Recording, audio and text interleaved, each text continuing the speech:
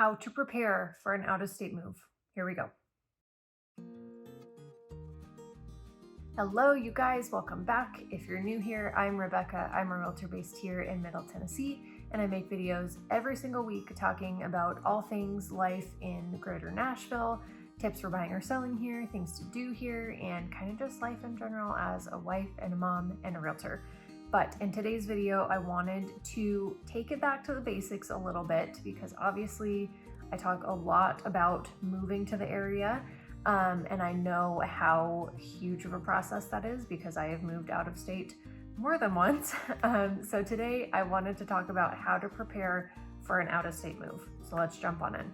Okay, so the number one thing that I'm going to tell you to prepare for an out-of-state move is to figure out your moving budget. And this should cover anything from literally physically moving all of your stuff to your new place, to travel to get out there, whether it's driving or airfare or cost of hotels and cost of meals while you're traveling, to if you're going to have to ship your car, to setting up new utilities in a new place, anything like that. Figure out what your budget is going to be.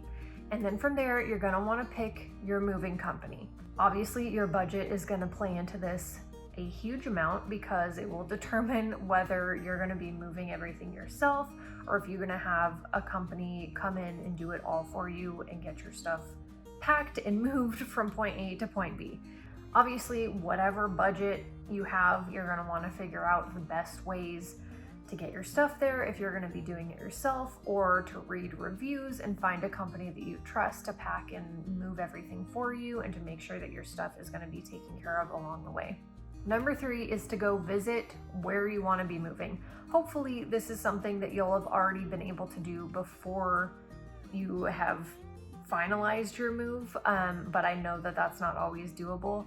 I work with a lot of clients who have never been to the area and maybe they're just coming out for the first time in the midst of their move. So whatever your situation is, if you can get in another visit during your whole moving process and figuring all of that out, I would highly recommend that.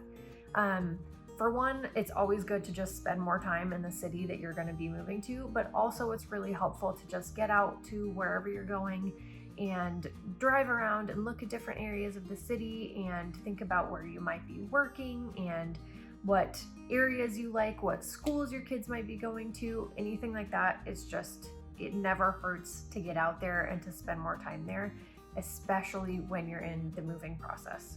And of course, after that, you're going to need to figure out your job situation. If you're self-employed or you work remote and you're not tied to a specific location, then that's awesome. Obviously, where you are probably doesn't have a huge bearing on your job at that point. If you work for a company or you don't work a remote job or anything like that, figuring out your job situation can obviously be a little bit trickier. Figuring out if you're going to be able to maybe transfer to another location that the company that you work for is in, or just get a new job completely, whether that's in your industry or not, that can be a lot to take care of. So if you are going to be staying with your current employer and maybe just transferring locations, obviously you're going to want to do your research on policies for transferring, what that would look like for your position specifically, anything like that. Take your time, do your due diligence on that, and just get all that lined up so it's not a headache when you're literally ready to move. And of course, if you're going to have to leave your job in your current location and get a new job to wherever you're moving to, that can take some time and obviously requires a lot of research too. So just start early and just kind of do your research and see what kind of jobs for your field are in the new area that you're considering and go from there. Something to keep in mind if you're going to be buying a house quickly after you move is that most employers will need a job offer letter to pre-approve you for a mortgage. So keep that in mind. That might impact different timelines and things like that. So it just kind of has to be coordinated in the right order. And that's something that your realtor will help you with. After that is to obviously find a place to live. Whether you're going to be renting for a little bit or you want to be buying a house, figuring out how much time that's going to take, and figuring out if you're going to need to find like a short-term rental situation or something like that in the meantime before you can close and move into a new house is a big part of the process. And that's something that your realtor has a huge impact on and can help you a ton with. So get connected to a realtor early. If you are looking at the Middle Tennessee area, I can help you. I work a ton with relocation clients, so that's a huge part of the like game plan and the roadmap that we'll come up with. But just know there's a lot of factors that go into that, and obviously a lot of coordinating with everything else that you have going on. So having more help, especially with someone who's there in the area, can never hurt. From there, next steps are just to go through your things and figure out what you need, what you don't need, what you absolutely want to be bringing with you, and if there's anything that you can sell or get rid of to just lighten the load of moving. And then obviously to pack everything up. And that is probably one of the least fun parts of the entire process, but it is obviously essential. And I always feel like packing takes longer than you think it's going to. So start early, start with the things that you don't use every day, and just work your way to the end from there.